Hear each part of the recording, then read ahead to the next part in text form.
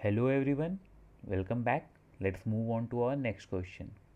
The question states that a thin rod of mass 0.9 kg and length 1 meter is suspended at rest from one end so that it can freely oscillate in the vertical plane. A particle of mass 0.1 kg moving in a straight line with velocity 80 meter per second hits the rod at its bottommost point and sticks to it. The angular speed of the rod immediately after the collision will be. This is the question. We have to find out the angular speed and the unit of which will be in the radian per second. So take 5 seconds of time and read this question. I will continue with the solution after 5 seconds.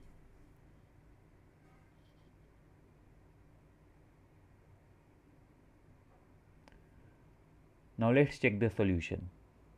We have to apply COAM about the pivot, applying which we will get L initial is equals to L final.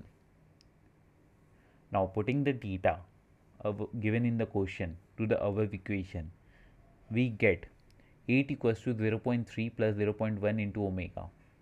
That implies 8 equals to 0.4 omega, which in results implies that omega is equals to 80 by 4. Solving this, we get the value of omega is equals to 20. Hence, the answer to this question is 20 radian per second. Hope you understood this question well. Thank you. See you in the next question.